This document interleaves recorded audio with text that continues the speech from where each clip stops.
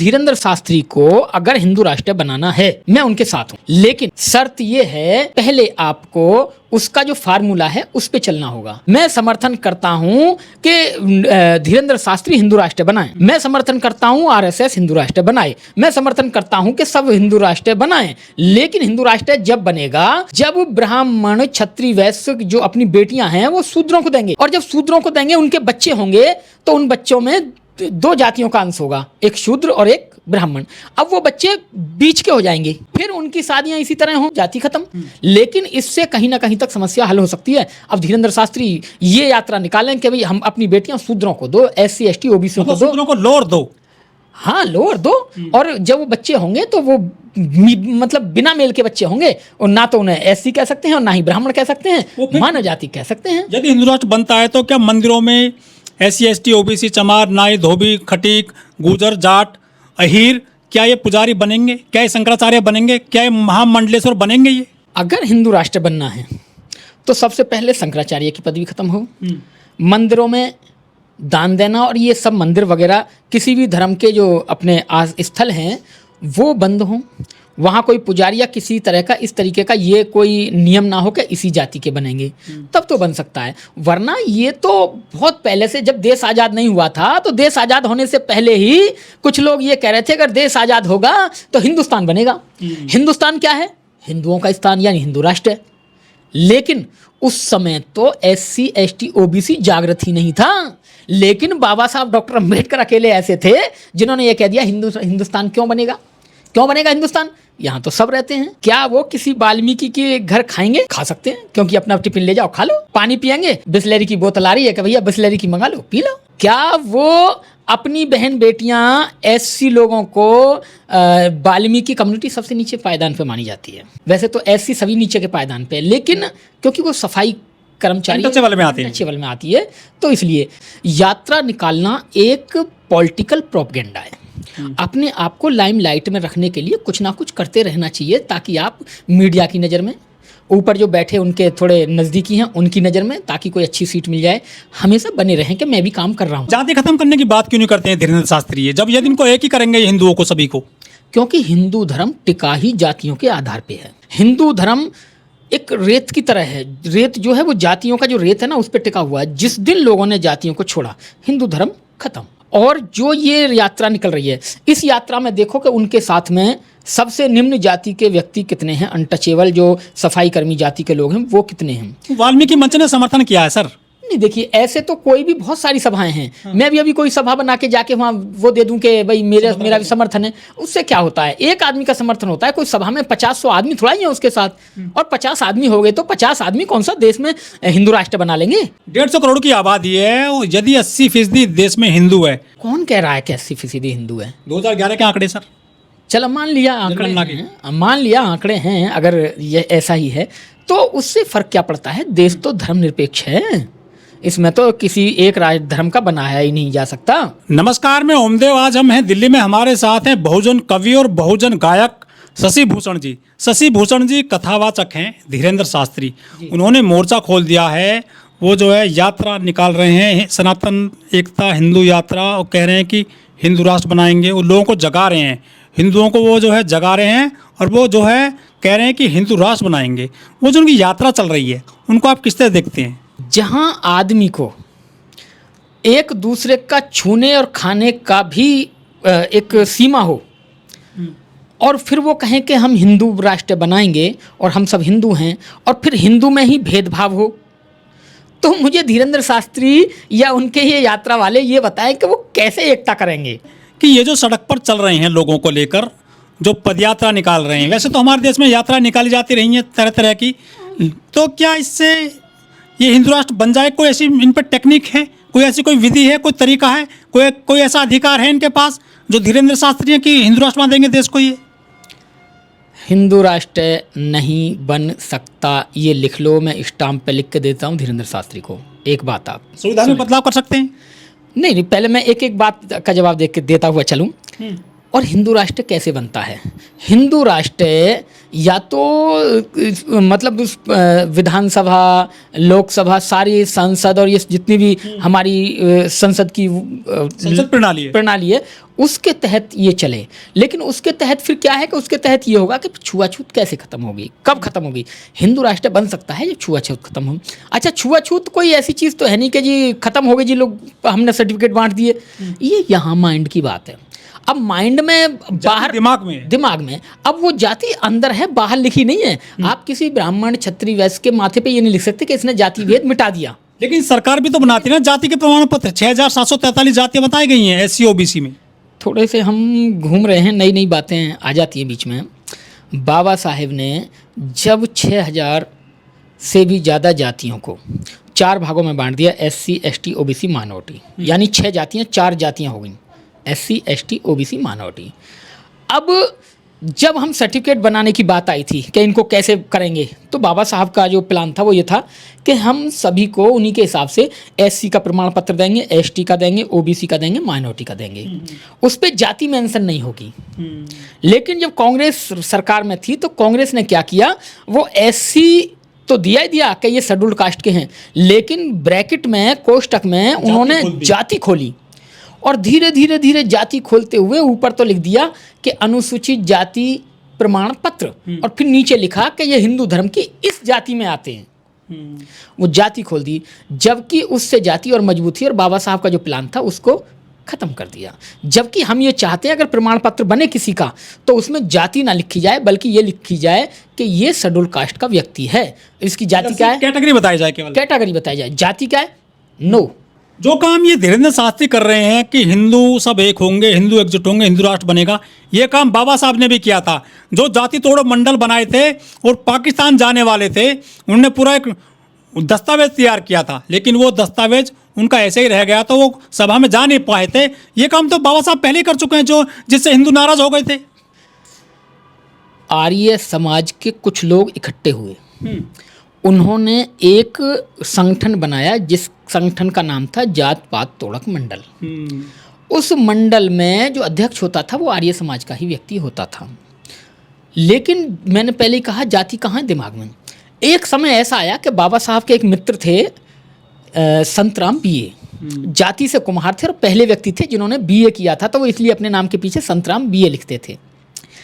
जब वो उस संगठन के जात पात तोड़क मंडल के राष्ट्रीय अध्यक्ष बने, और हर साल प्रतिवर्ष जब उसका वार्षिक सम्मेलन होता था, तो वार्षिक सम्मेलन में संतराम BA ने कहा कि भाई इस बार हम चाहते हैं कि डॉक्टर अंबेडकर हमारे जात पात तोड़क मंडल की अध्यक्षता करें। मंडल के लोग बोले कि भाई वो तो ठीक है, लेकिन डॉक्टर अंबेडकर तो बहुत हिंदू विरोधी हैं। हाँ, हम रेडी हैं, लेकिन अगर एक बार हमें ये पता चल जाए कि डॉक्टर अंबेडकर बोलेंगे क्या, तो हमें कोई आपत्ति नहीं है। अब संतराम BA दिल्ली आते हैं, और जब ट्रेन से उतरते हैं तो बाबा साहब ने अपने ड्राइवर को भेजा कि संतराम BA जी आए हैं, और फिर वो घर जाते हैं। बातचीत हुई बाबा साहब की उनकी बैठ के, तो संतराम BA कहने लगे कि बाबा साहब, लोग डरते हैं आपसे कि आप कहीं ऐसा ना बोल जाएं, तो वो कह रहे हैं कि आप अपना भाषण अभी लिख के हमें दे दो, क्या बोलेंगे आप पढ़ देना। बोले मुझे कोई आपत्ति नहीं, मैं लिखे देता हूँ, आपको पहुँच जाएगा। बाबा साहब ने अपना वो भाषण लिखा और संतराम BA को पहुँचा दिया। संतराम BA ने पढ़ा तो उन्हें लगा भाई ये लोग तो नहीं मानेंगे। संतराम BA एग्री थे। अब जब बाबा साहब डॉक्टर अंबेडकर का भाषण उन्होंने पूरे अपने समिति के सामने रखा, कैबिनेट के सामने, जो होने वाला था सम्मेलन, लाहौर में होने वाला था, तो वो बोले भाई इसमें तो बहुत गलत बात लिखी हुई है, ऐसा तो नहीं भाई। संतराम जी, बाबा साहब से कहो कि कुछ चीज़ों को इसमें से हटा दें, जैसे कि हिंदू धर्म के ग्रंथों को तोप से उड़ा दो और ये कर दो, उस तरह कर दो कि इनको हटा दें। संतराम BA जी ने बाबा साहब को टेलीग्राम फ़ोन किया। बाबा साहब ने कहा, संतराम BA देखिए, आप मेरा नेचर जानते हैं, मुझे पहचानते हैं, मैं इसमें से एक कॉमा भी नहीं हटाऊंगा। ये बात फिर संतराम BA ने पूरी कमेटी के सामने रखी कि भाई डॉक्टर अंबेडकर तो मना कर रहे हैं। क्या तो कोई बात नहीं, फिर डॉक्टर अंबेडकर जी को अध्यक्षता कैंसिल करिए, फिर किसी और को बनाते हैं।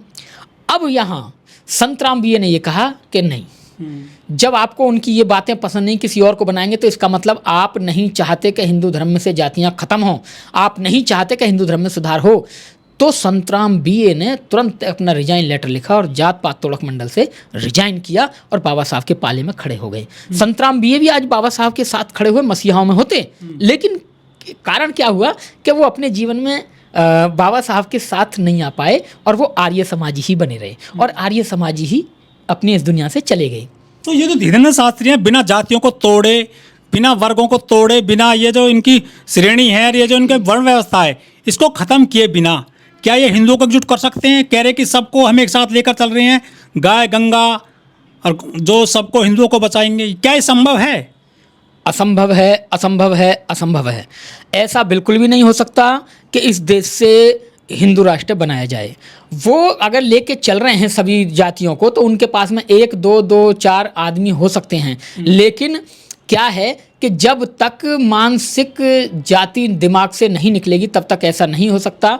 ऐसे तो कल को हमारे बहुत सारे बाबा हैं सर, ऐसे बहुत सारे बाबा आए थे जो सब आए और चले गए। बाबा तो ना जाने कितने आए कितने चले गए।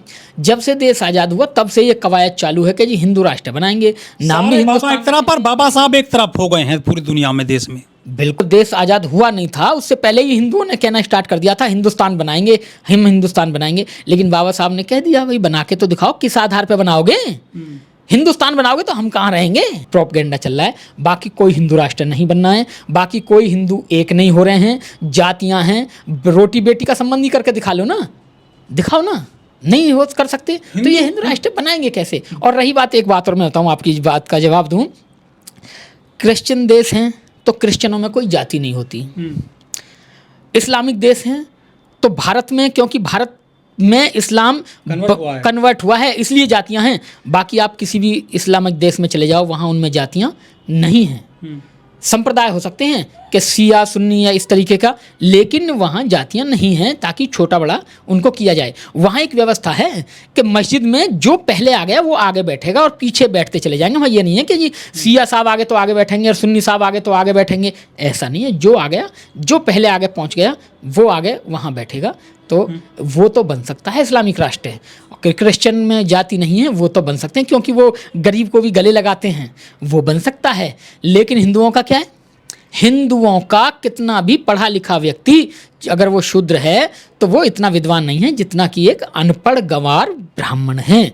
बाबा साहब हिंदू कोड बिल लाए थे जिससे जो महिलाओं को अधिकार मिले, वो सीएम बनी, पीएम बनी, राष्ट्रपति बनी, डॉक्टर, इंजीनियर, आईजी बनी, और जो है लेफ्टिनेंट बन गई व्योमिका सिंह और कुरैशी वगैरह जो लाइमलाइट रही हैं इस साल। तो इनके हिंदू राष्ट्र में क्या ये महिलाएं इतने पद पा लेती, कुर्सी पर पहुंच जाती हैं? क्योंकि इनके हिंदू राष्ट्र में तो मनुस्मृति की बात होती है या फिर उसकी बात होती है सती प्रथा की। क्या कहना चाहोगे? देखिए, अगर हिंदू राष्ट्र बनता है तो महिलाओं के सारे अधिकार छीन लिए जाएंगे। मैं ये तो नहीं कहता कि उनकी डिग्रियां छीन ली जाएंगी, उनको फिर से ऐसा ही बना दिया जाएगा, लेकिन हाँ ये जरूर है कि उन पे इतने प्रतिबंध लगा दिए जाएंगे कि जैसे इस्लामिक देशों में ना कि बुर्खा पहन के रहना होगा, ऐसे ही ये लगा देंगे कि आपको आदमी 4 शादी कर सकता है और आदमी मर गया तो चारों को सती होना पड़ेगा, और तुम ये काम नहीं कर सकती हो, और अगर जेठ ने देवर ने कहा है कि मुझे तुम्हारी ज़रूरत है तो तुम्हें जाना पड़ेगा उनके पास भी, मंदिर में तुम प्रवेश नहीं कर सकती हो, अगर तुम पीरियड से हो तो खाना नहीं बना सकती हो, क्योंकि इन्होंने कहा था कि अगर पीरियड में महिला खाना बनाती तो अगले जन्म में कुतिया बनती है। ये बोलते रहते हैं। हाँ, तो ये लोग ऐसे हैं। अब ये बताओ जब हिंदू राष्ट्र बनेगा तो महिलाएं कहाँ तक सुरक्षित हैं? अब ये बताइए कि जब अगर धीरेन्द्र शास्त्री यात्रा लेके चल रहा है तो कितनी महिलाएं उसके साथ हैं, कितनी महिलाएं उसका समर्थन कर रही हैं, और कितनी महिलाओं को ये पता है कि अगर हिंदू राष्ट्र बना तो हमारी हालत क्या होगी। अब ये तो गल बजाना है, मुंह खोलना है, तो मुंह खोलेंगे तो गोबर ही करेंगे, अच्छी बात बिल्कुल नहीं करेंगे। कोई हिंदू राष्ट्र नहीं बन रहा, कोई नहीं बन रहा। सिर्फ ये है कि धीरेन्द्र शास्त्री अभी जवान है, 28-30 का तो अभी उसकी पूरी जिंदगी पड़ी है। अरे भाई, जब योगी बन सकते हैं मुख्यमंत्री तो धीरेन्द्र शास्त्री भी तो अपनी जमीन तैयार करता है कि मैं भी मध्य प्रदेश का मुख्यमंत्री बन जाऊं। तो ये मुख्यमंत्री बनने की कवायद शुरू हो रही है, ये चलन स्टार्ट हो रहा है कि जब योगी जी उत्तर प्रदेश के मुख्यमंत्री बन सकते हैं तो मुझे भी मध्य प्रदेश का मुख्यमंत्री बनाया जाए। ये सिर्फ उस राजनीति की एक लड़ाई है जो वहाँ से यहाँ तक चल के आई है, आरएसएस को दिखाने के लिए और अपना कद वहाँ बनाने के लिए। बाकी कोई हिंदू राष्ट्र नहीं बन रहा है, आप ये मैं बिल्कुल लिख के दे रहा हूँ आपको। लेकिन वो ये भी कह रहे हैं कि धीरेन्द्र शास्त्री की यात्रा में रोड अटका रहे हैं, नीले कबूतर, अम्बेडकरवादी, भीमटे, उन्होंने जो है इसका विरोध करना शुरू कर दिया है, इसके पुतले जलाए हैं मध्य प्रदेश वगैरह में। लेकिन हिंदू राष्ट्र बनाने के लिए पहले अपनी बेटियां देनी पड़ेंगी ताकि जाति खत्म हो सके, तब होंगी। बाकी कोई रोड़ा अटका रहा है या कौन क्या कर रहा है, इससे कोई फर्क नहीं पड़ता। जब हिंदू ज़्यादा हैं तो सारे इकट्ठे होकर चलो ना। ये नीले कबूतर और ये जो भीमसेना और ये जो लोग हैं ये तो दिखाई भी नहीं देंगे कहीं। लेकिन बात तो ये है ना कि ये खुद ही गिनती के 20 लोग हैं, ये तो खुद ही गिनती के 20 लोग हैं। तो फिर ये सब एक राजनीतिक प्रोपेगेंडा चल रहा है। वो आने वाली राजनीति में मध्य प्रदेश के मुख्यमंत्री अपने आप को एक स्तंभ स्थापित करना चाहते हैं। एक उसकी रैली चल रही है, बाकी कोई यात्रा नहीं चल रही है। सब ढोंग है, पाखंड है, झूठ है, फरेब है।